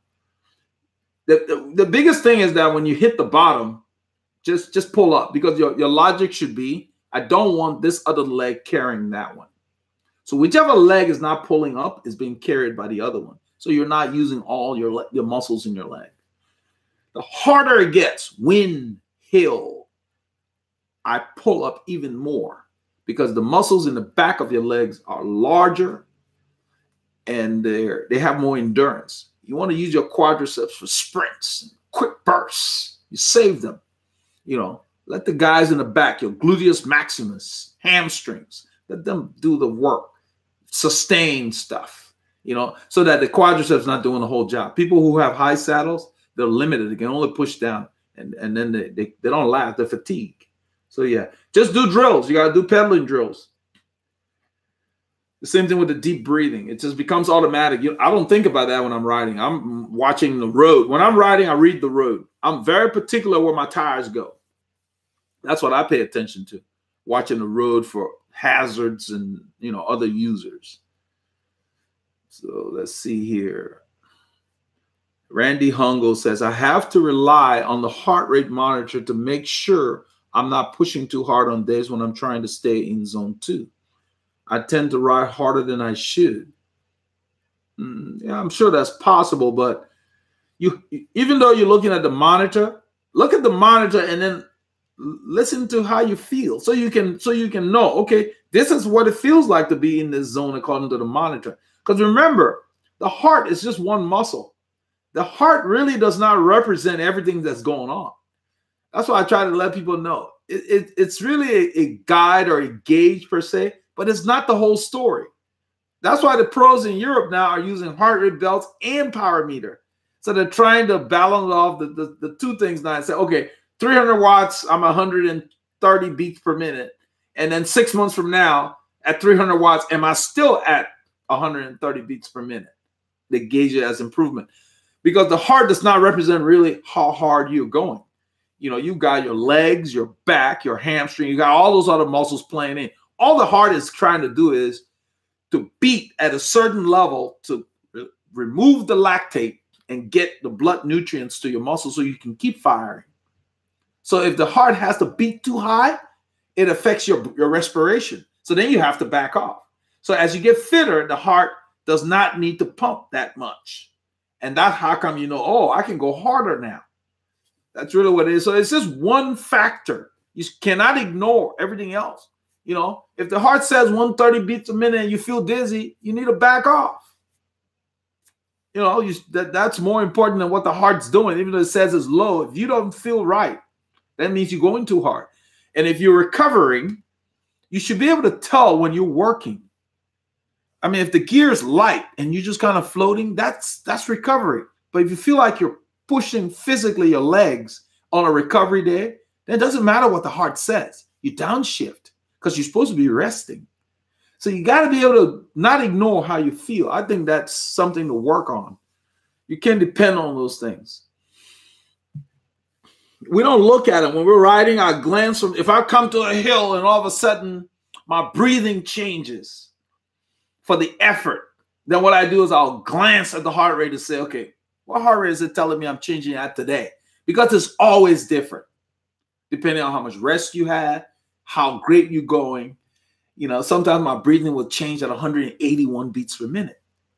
You know, and those of you who've been here long enough, the long time ago at UMC, I made a big effort and got up there. If I hit 181 beats per minute, I'm usually alone or with another very strong rider. Because that's full gas. That's my TT pace. We're moving. A lot of these rides, I'll hit 160, 163, thereabouts, maybe 170, 171. In the 170s, that's racing pace for me. That's where you're at the front trading, you know, taking poles, you know, breakaway or something. But solo, yeah, we're in the 180s. We're moving now. You know, so it always varies. And now, as I say that, there are days where you try to go hard, your heart rate won't get to 180. And it just seems like it won't go up. And what that would tell me is I'm tired. It doesn't matter how strong my legs feel. My heart is saying it needs to rest. It will not pump that high. I'm sure you guys have been there. There are days where you just can't get your heart rate up. You're tired. You didn't get enough sleep. Something's off. And that's a day where you back off. The pros go through the same thing. Doesn't matter what that power meter says. If they're tired because they had jet lag or whatever's been going on with them, that's not the day you'll see them at the front. They might just sit in the pack that day, take it easy, and finish the stage if it's a stage race. You have to know that. You can't just go, oh, I know I can do this number. Yeah, but you can't do that number every day because the human body is so fragile, you know. So, yeah, that's what's important about feel. Don't ignore that. Always balance it off and compare it. That was Randy. So Jeffrey says, okay. So Jeffrey's talking to Randy here.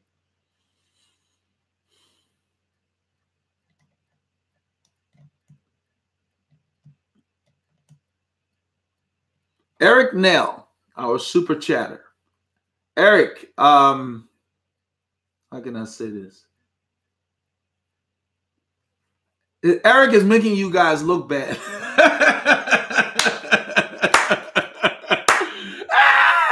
I got that from my brother Paul. Eric, man, you're making these guys look bad. Look at this guy.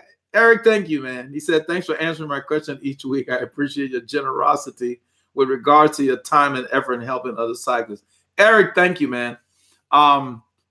Eric, this is who I am. This is something I was doing locally, and then Paul suggested this YouTube thing, and I'm very thrilled. I found that I really like doing this. You know, my wife sees it. My kids see it. My sister says when I talk about the channel, I light up. And she says it's not so much the channel as opposed to cycling. And I just found that I love it. I love it more than the IT work I used to do, even though I was still teaching in a way, you know, consulting or teaching customers and clients.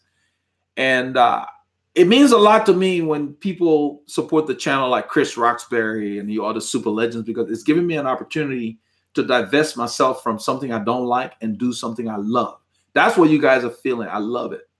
And I have fun with it. You know, somebody asked yesterday, said, what, you know, I'm going to paraphrase because I don't remember exactly. Not yesterday, the last live session, he said, do you ever get in a conversation with these guys that you talk about on the film? Because sometimes you're stiff. That's the word he meant. I knew what he meant because you're harsh, you're hard on them. And what I told him was, it's not about the guys on the film.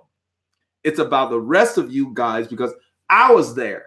When I started cycling, I didn't know about holding the line, and people would laugh at you, and you don't really know. You know, when you don't know, you're kind of self-conscious, and it affects your confidence and your self-esteem because you don't really know. And then, you know, and the information was scarce in the 80s. That's why Greg LeMond's Complete Book of Bicycling was my Bible. I read that book. I learned a lot from that book because people would not tell you. They would just talk about you. You could tell. There were little cliques. And this is what and it still goes on today. We experienced it with UMC, but we already had the knowledge, so we just ignored it. But it's still going on. That's what this channel is about.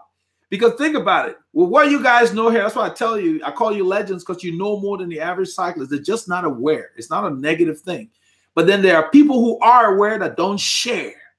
And they got their noses up in the air. I hate that. You know, because you're killing the sport. If you love cycling, why would you want fewer people? I want more people to ride their bikes. Because if they're on their bike, they got cars too. Think about it. A lot of us I have 2 cars. The guy who works on my car hadn't seen me in more than a year. And when I got there, he was losing his hair. Paul was there. I told him about his brother, and the guy's brother was losing his hair. He said, long time no see. I told him, I said, you're getting to look like me. We're going to have to polish your head. I had not taken my car there in so long. He hadn't seen me in more than a year because I'm riding my bike more. You know, so as I do the bike and I do the research and all this stuff, this allows me to bring you guys quality information because I do a lot of research and I test stuff. So, Eric, I cannot thank you enough because I love doing this and I love helping people. I want everybody to go out there armed with information, knowing you're doing it right, and let the other people, you know, wonder where you found out that wouldn't point out things to help you. And when I go on rides now, I've already made it clear, I don't bother people for the most part, unless they're being unsafe. And then you find a way to kind of graciously let them know, you know, that's not safe. If they're not being unsafe, I don't bother people because these guys that we ride with know we have this channel. You guys know the one super legend, Randy. He found out the same time they did and came and started watching the video. You guys heard him even with the byline. He got into it and then chose to become a super legend. But it was clear to me he's the only one who has invested in educating himself like you guys are doing. We're here with them, and they're ignoring the information that we got people all over the world coming to. That's what's ironic about it. So I don't say anything unless someone approaches me during the ride with a problem, and then I will point them to the channel or point them to the website. I want to see if they're really interested, if they're willing to invest their time. You know, you can go to school, open the book, the chapter. Not everybody's going to read the whole chapter. You can't make them read. So that's what this is about. And so, yeah, thanks, Eric. Appreciate it. Let's see. Cal Cycling. Cal, I remember Cal. Cal had a different name on YouTube. I think he changed it to Cal Cycling. He said, if you were shopping for a new bike, which one would it be and why? Also, would you ever consider getting an Arrow bike? I'm not familiar with Arrow. I don't know is it a brand? Arrow bike. If I were shopping for a new bike today, I'm going to break it up this way. Somebody had asked. Off the shelf, Cervelo. Custom, another Kish, a gravel Kish bike. Because that guy builds, the bikes are built precisely. Low maintenance. And what I mean precisely is that my Colnago, when I put the crank set on there, because, you know, I'm a qualified mechanic. I put the crank set, there's a little bit of play. There's like a millimeter, you know, the thickness of the bottom bracket shell, whether it's Italian or English, they have their standards. Not every builder nails it. Kish does. My crank arm on the Kish bike feels like it's welded in there. There is absolutely zero play. And it's an English standard bottom bracket with threads. The blue bike has play because that guy was a hippie. I mean, he just didn't, you know, it still works. I'm just saying, Kish is so meticulous that it's just scary. So yeah, I hope I wish he were making steel bikes still. He only does titanium now. He used to do steel. But Cervelo, because of the geometry, they favor all riders, meaning as the bikes go up in size, they offer shallower angles so that you can set your saddle at these funky setback seat posts. And the top tubes are very long. And, you know, and they have different, like the R2, R3, you know, have different things. You have to know, what are you going for, an endurance ride, bike or whatever. But it doesn't matter which ones. They're easier to fit. That's Paul's favorite bike. Paul, my buddy, has 3 bikes. And we're riding with UMC. He already had the Scatante when I met him. We set that up. He got the Cervelo. I set it up the same points in space. And we're on a ride with UMC. And during the ride, we're going right in the neighborhood. We're going up a climb towards a road called Rayford. And he said, man, I don't know what you did with this bike, but it feels so good. It was like out of place because we weren't even talking about bikes. And that's how much he likes the bike. And then I told him, I said, I think it's a combination of the engineering. The bike, he finds the Cervelo to be the most comfortable. Even Chris Roxbury said, Paul snuck out his Cervelo when no one was looking because he was watching one of the films. Paul did not want to bring the Cervelo out because everyone has a Cervelo around here for some reason. Somebody even made the comment, are they giving them away free? And then I told him, no, the store was having a sale. So Paul did not want to bring his Cervelo out because they have badges all over. I mean, their names everywhere, inside the fork. Like, you know, like they don't want you to forget it's a Cervelo. He didn't like all of that. So he didn't bring it out until we got the Veloharmony sticker to at least mask a couple of them on the down tube, I believe. That's when he brought it out. So he's going to do more masking. He's got plans for that. But yeah, Cervelo off the shelf, custom, definitely Kish. And I don't know about Arrow Bike. Let me look it up here. Arrow Bike. Let's see. Oh, Arrow Bicycle. Okay. That is a brand. You learn something new every day. That's what's great about life here. Okay. Welcome to Arrow, meets the need of all cycling enthusiasts. Okay. What is so unique about it? Let's see. Because there's got to be something that caught his eye. Our team. Our history. Okay. He says, welcome to Arrow and thanks for shopping Arrow Bicycle. Please explore, ask a lot of questions, yada, yada. Arrow Bicycle is the realization of a dream of a couple of guys who like to ride. Oh, let's see. Paul just sent me a text. And it said, I think he meant Arrow Bike.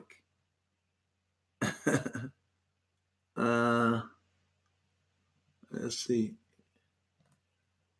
Oh, okay. Yeah. Okay, good. I didn't see that. Thanks, Paul. Thanks for the text. Because I'm looking up Arrow. There is a company called Arrow Bicycle, so you got to be careful. Arrow Bike. Okay, let me put it this way. They have Arrow bicycles that are road, meaning, you know, they move the brakes behind, the head tube is shaped, you know, and they say it's an Arrow bicycle. Then they have a time trial bike that's Arrow, which will be for like triathlons or time trials and so forth. I only use those. I actually didn't even, I used my road bike with clip-ons when I competed. So my position stayed the same. But yeah, I mean, they claim it has benefits, but the challenge, Cal, is who's quantifying that? So if I were in the market for a new road bike and I know Bianchi makes like an Arrow road frame and I was buying a road frame, I think that's what you mean. Yeah, it's a consideration, but it's really not that big a deal because your body is the biggest drag. So for me, I would focus more on making sure my kit fit me well and my bike fit me well to where I can get low. Before I would get out in that order. Bike fit, your kit, and then you can worry about the bicycle being Arrow or the wheels and all of that. Because it's such a small part of what slows you down or what you're working against, because the drag is like load. That's what you're riding against. So use your body. So yeah, so the key is that make sure you focus on your fit. The bike needs to fit you, whether it's an aero bike or a standard road or even a TT bike. Yes, I would consider it, but it wouldn't be a primary thing on my list. It wouldn't be number one. I focus more on the bicycle and its dimensions, meaning what kind of angles do they have on the seat tube? Am I going to be able to fit it comfortably? Cal, that's more important. Especially, I know you're a big guy. Especially for us big guys and you're buying off the shelf, you need to make sure that bad boy got at least a 72, like Cervelo even makes a 71. So you can get your saddle back enough to be able to use your levers. That's more important than getting an aero bike. So if they make an aero bike with the right dimensions to fit me, yeah, great, no problem, no worries. But focus on the fit first. Okay. Let's see. Jeffrey Davis. All right, Jeffrey. Jeffrey, I appreciate. Jeffrey said I'm going to up my contribution on Patreon. Okay, Jeffrey, we appreciate you guys, man. I'm not going anywhere. Cycling's what I do, and in fact, Paul and I already talked as far as long term. We're going to do more things as the channel grows, because the goal here is to keep. I keep it real in that.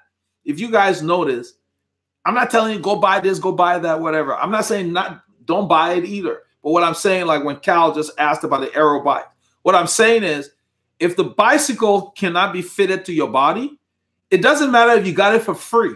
It's useless to you. If somebody gave me a bicycle that had a 74-degree seat tube, I can't fit it.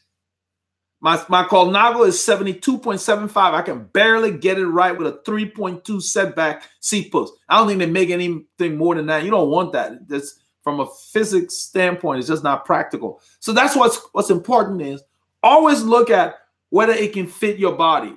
That was another thing. We got a lot of requests here, so I set up a bike sizing service because people were buying bikes and signing up for remote fit. And once I found out the bike, I'm sorry, you can't fit this bicycle. Well, they've already spent their money on it. And so they didn't know before they bought the bike. And so after a few requests, Paul and I talked about it and I said, I'm just going to set up a service where they can pay to know what bike fits them before they buy. That's really important. That's what this channel is about, to arm you with information so you walk in there like the expert and don't let anybody sell you smoke or blow you smoke, stuff like that.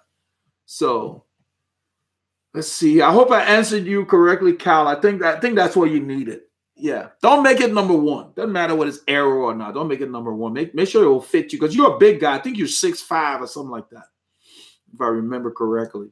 Okay.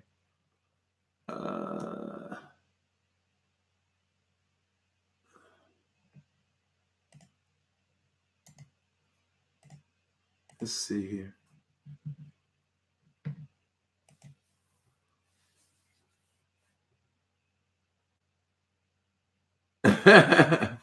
Michael Fernandez from the land down under. There is another guy. Michael said you got my vote on Patreon. Appreciate it, Michael. There's another guy, one of your countrymen from, his name is Suresh Shinapa. He signed up on Patreon a long time ago, but his name is long, but the syllables are so distinct that it was easy to pronounce. And I just like the sound of it. And Paul and I were talking like the Italians when they come here. There's a guy named Stefano Mancini. Makes me think about like those old movies that it would have the French Connection and stuff like that, where you're dealing with all these guys. I'm like, man, that is cool. Then there was another guy, Tomasini. Then I started thinking about Pinarello, then Ferrari. I was like, these guys. And then the guy we ride with, Maurizio Topini. I was like, where these guys get these names? They just have a cool ring to it. So he said the Italians are coming. All right, Randy. Randy says he's got to run. Thanks for the good. You're right. We welcome, Randy. Menzer Savello. Yes. Menzer says Cal Cycling. Arrow, my apologies. Yeah, we dealt with that. Don't believe in your own hype. Good morning, Eldred. Legends and super legends. There you go. From the land down under. Any thoughts on Specialized Tarmac and Bianchi? What is that? For short ride. I mean, just he's asking about 2 road frames, a specialized tarmac Bianchi area for a short rider. How can I? The best way to answer that for you, if you're trying to do it yourself, because it relates to the service that we set up for bike sizing, and we recommend which frame. We'll give people the option of 2 frames to make sure that the dimensions of the manufacturer will allow you to fit it. That's the service I was just talking about, and here it is. I was just mentioning the service, and don't believe in your own hype is asking about it.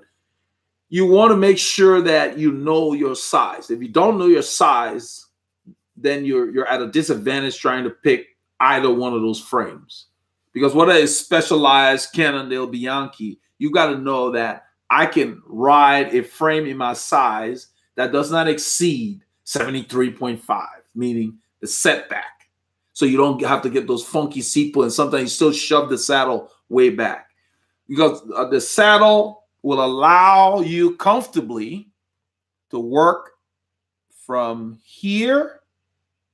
You see where the line is. They're trying to be safe. You see where this line is? To this line right there. The 2 lines on there. That's where your clamp cannot pass. They don't want you clamping here in the curve and here in the curve. That's what they're trying to avoid. So that's your usable area. The SMP has one of the longer rails. This is about 10 centimeters. 10 centimeters, about 4 inches, I believe, of usable space. Let me measure it right here. We have changed it. I got a tape measure here so it can be thorough. So the point I'm trying to get to is if the bike has too aggressive an angle for you, then you end up shoving this bad boy way back. If it's too shallow for you, you're a short guy, and you get a bike with 71, you end up moving it too far forward. Big guy, you get a bike with 73.5, you can't even get it far back enough so you can sit properly. So then you get a setback seat post to help. And sometimes even with that, you maximize, you go beyond that line. And that's not good. You don't want it here.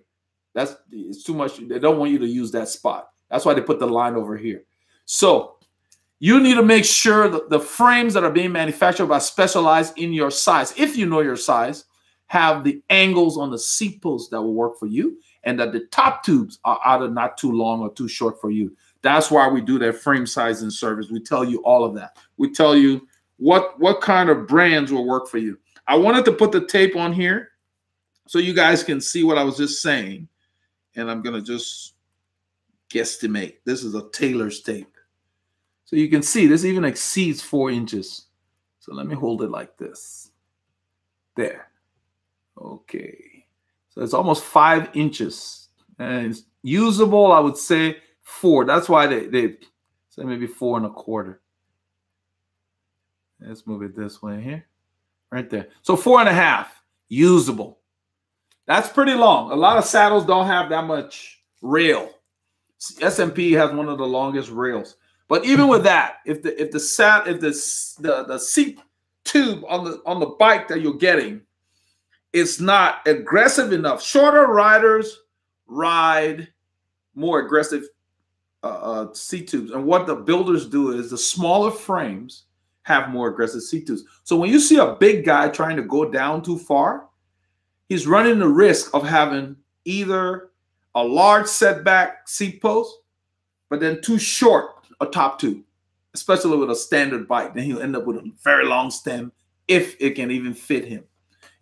So yeah, so you really need to know what bikes will work for you based on your femur length. We calculate that for you as well. And then we look at what you're currently riding and get a gauge to tell you, okay, these are the parameters. The bike needs to be, since you're a short guy, the bike cannot go below 73. Because when you start getting to 72, then you start moving your saddle too far forward. That's the thing for shorter guys. So no, so you really, what you should do is consider looking at our bike fit thing before you spend thousands on those frames.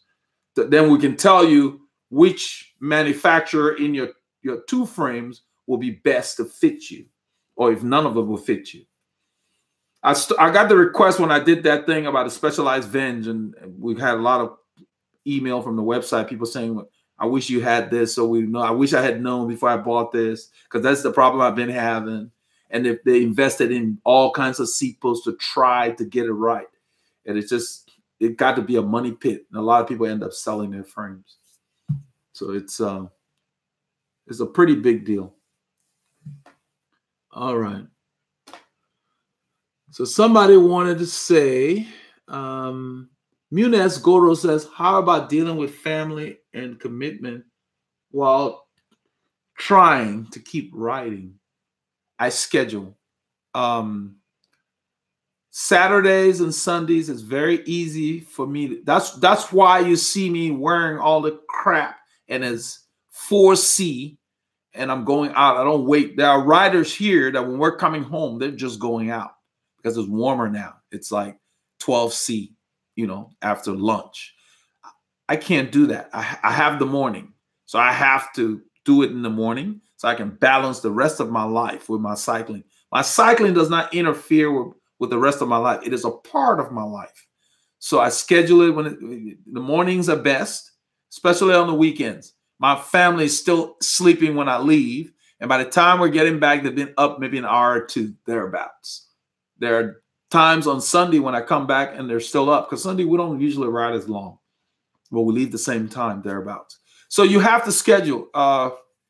And then you need an indoor trainer if you don't have one. Every serious rider has an indoor trainer.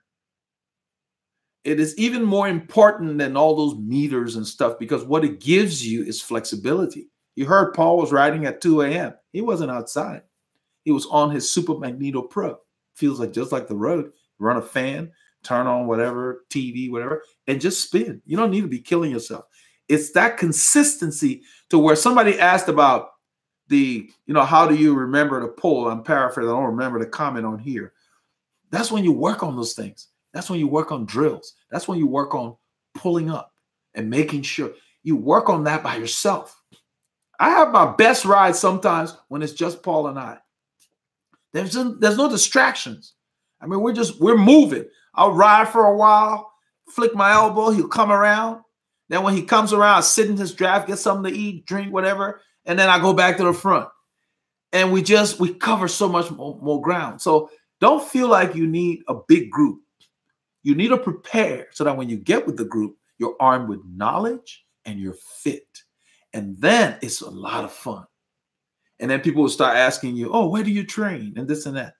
We get that a lot, because they see, the experienced riders will see that you're firing well. You're just there. Because it's fun when you have good form, you get some, a good group together. It's a lot of fun. But when you're not fit, it's not a lot of fun because you're struggling, And that's why I've been there. That's why a lot of times I always look out for the weakest rider, especially if they're trying. That's all I look for. If they're trying, yeah, I'll make the time.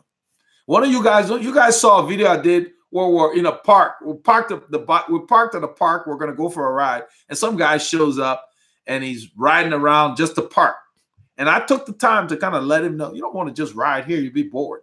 And just give him a little bit of tips. I'm hoping that he kept riding, but he didn't know a whole lot about cycling. He had actually changed from his saddle like this, what he called a noodle saddle. That was the phrase he used, which was it was a derogatory comment from his standpoint. He changed from this to the wide, flat things you find in the gym, which is the wrong direction, because those things, you can't ride them very long. And so it's like, by helping the new riders or the riders who are not fit, we grow the community. So when you guys learn here and you get out there, don't frown. Don't look down on the newbies. Tell them, go to the channel. Hey, you just started riding. Encourage them and say, check out this channel. There's information there, because they need to show that they want to learn. You can't make somebody learn. You can give them pointers, but then they need to come figure it out for themselves, and that will let you know if they're serious. But yeah, help them so they can. We need more people on the bikes. We need more people so that we can get rid of these diseases that are killing us when we sit around. So no, you just have to schedule. You can. It's doable. Make an appointment with your bike. I have every ride on my calendar, on my iCal. It's in there. And I'm married to somebody who asks, when are you riding today? If she's got something she wants me to get involved in. And then I let her know, and then she schedules it after my ride or whatever. So that helps. You know, you need somebody to encourage you. All right, let's see here. Somebody said, God save Paul. I'm not sure what's going on with that. That was USMC 5900. Noel Pagan. Welcome, Noel.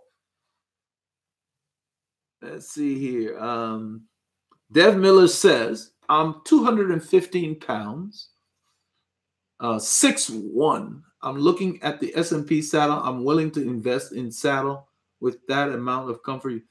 215. I used to be 235. I can't even remember. It was like 2000, 2003, 2002, 2003. I had gained a lot of weight. It didn't take long for me to put on, and it didn't show, but I could tell. And so, yeah, 215, that's not bad. You're headed, that's good. It's okay. 6'1". Yeah, I'm about an inch taller than you. Yeah. You can carry that weight, but don't let that, you know where you should be. So, tall guys can carry the weight, and sometimes we let that slide. It would be perfect for you. I mean, this thing works for so many people. The cool thing about SMP is this saddle is just colored, the leather. The women's saddle like this is exactly the same shell. They just put colors that women like pink, white with whatever they do. That's all they do. It's the same exact saddle for both sexes. It's solid. I'm sold. So and another thing I want to qualify, guys, your weight is not just on the saddle. You remember the bicycle is a diamond frame. So if you think about it from physics, your weight is distributed. The saddle, the seat post, the frame, the wheels. So some people think sometimes, oh, I'm this size, I got to ride this tire size. Your weight not just on the tires. It's spread throughout that. That's why the bicycle frame has not changed. When we invented the bicycle, we did something really good. It's the most efficient form of transportation. It doesn't pollute. You can just go out and it gets you fit. So yeah, this is a good saddle. I'm sold on it, and I told you the reason I got it. It works for most people. I'm sure there are people that use the other ones. They got other shapes on there. Some of them even look crazier than this one, but I love this one. A lot of the guys in Mo's group I've seen when I rode with them, when I could see anyway, I wasn't riding cross-eyed that day, had SMPs. So they're used by a lot of riders. This company, they're leading the way on the research. And I guess that's why on the box it said designed on your body. That's what it said. I saw that, I kind of chuckled. Design on your body. The Italians, you know how they are. They have style. This is Mr. Daki78. Greeting from Bosnia and Herzegovina. Welcome. That's Eastern Europe. So revisited. Michael Fernandez, I revisited my first fit. Had to shorten the stem to 80 by 31 and also had to change my handlebars to 44. Yeah, you don't want to be constricted. You want to be comfortable. I ride 44 center to center as well. So Suresh is, Suresh Shinapa. Michael's asking me, Suresh Shinapa. That is correct. He is a super legend on the channel. Wow, Robert Tangler, another one of our super legends Robert really loves the channel, and sometimes I want to kind of make sure he doesn't get in trouble. Robert just did another super chat. Robert was one of the first ambassadors here, along with Chris Roxbury, that said this is a good idea, the live chat. And I was just doing the beta testing. I wasn't sure it was going to have a lot of turnout, you know, but people like it. It just makes sense. It works because I didn't have this when I was a young cyclist. I could have used it. Just the interaction. Am I doing this right? This is a good idea. This is what I deal with when the guys that I coach. In fact, he comes, Wilson is a chef, and Wilson been getting me in trouble. He's sending me recipes and pictures of what he's making in his restaurant. And my wife's like, that looks good. You know, I'm like, we don't have it here. He's all the way in New York sending me pictures of the food. And I'm talking about just 5-star looking stuff. The kind of food that looks so pretty on the plate, you don't even want to eat it. You want to take a picture. And I'm like, so he sent me, he's going to be doing some events. And then, but he says, these are the events I'm going to be doing. And I told him, well, you're going to have to ramp up your hours. So then he sent me his Strava thing. He said, oh, I've already done these before, because he had cut back his training time because he's busy right now with winter and the restaurant being busy, holidays. So he cut back his training time. So I guess, you know, later on we'll bump it up because the events he's doing is 75 miles. That's about 120 something kilometers. So I told him, you're going to have to ramp up your time. You got to ride at least 3 hours once a week to get ready for that, you know. So that's the kind of stuff we're talking about. But they get that feedback. They can ask me questions, send me emails, and I will answer and give them pointers on where to go. And if something in the channel archives answer that, I send them there. So John Marino, hello, my brother. I'm late to the dance. That's okay. We're going to be done in about 5 minutes. So, but that's okay. You can join the next one. This thing is here to stay. It's popular. It works because I want you guys to save your questions away from here and come to the live events with them. And I'll do my best to answer them. And, you know, if it's a service we have, we'll send you. And if you, because you're here, I'm going to have the guys set up an automatic discount for all the people here. I got to find a way to do it to where maybe we can just have a code for us here that attend this thing. That anything you get from the website, you get a discount. Maybe, you know, 15% or something like that. I'm looking into that soon. By the next session, I will let you guys know, because a lot of things that you guys can take advantage of, because some of your questions indicate that. So Michael said we're just warming up. I broke the tensioning bolt. This is John Moreno. He said he broke the tensioning bolt on the Brooks saddle while riding. I knew I broke it, but was able to ride home. Yeah, Brooks saddle are solid also. I think some of them have like those 2 springs under there. It's got more stuff.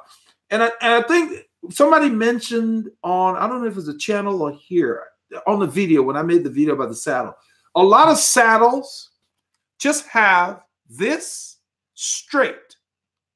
It doesn't loop and join. That's what they mentioned. They said a lot of saddles just have a rail and a rail. There is no connection. Because I remember I wasn't able to put a light. But because of this saddle back here, we put our light, we hook it under there. It goes over this thing, hooks under there, comes back. So because this is joined, that's one of the rigid points. And this is very beefy. This is not a very light saddle. I think it's 260 grams listed. I haven't weighed it. I don't worry about it so much. But it doesn't feel like you're holding a rock. The weight is distributed to where I just like that it doesn't move. And it's a tribute to the saddle. People saw the movement on the video. Somebody said at 19 minutes the saddle was moving. I didn't feel it. And trust me, guys, Paul and I was riding. Something fell from a tree and somehow got in the back of my shoe. It was thin and I could feel it under my foot. We had to stop. I did like this, just a little piece of a leaf. That's how sensitive I am on the bike. I did not feel the saddle was broken. And so, yeah, needless to say, if this is not enough proof, you know, I bought this with my own dollars. I wasn't planning on buying it. It was not in the budget. But the woman I'm married to, like, you need to get a new one. You know, it's like, you know, when she saw the saddle, she's like, geez, you know. So, yeah, I just went ahead and got it. You know, it's here. It is solid. They just changed the lettering. I don't think. And then the leather on the new one looks like it's worn. There's no shine on it like the other one. So it almost looked like it's a matte color, you know. So it's neat. I like stuff that works. I'm sure there are other saddles out there, but you know, not all of them make a complete thing like that. And I think this adds to it because there's a whole, see those bolts? The thing goes through here.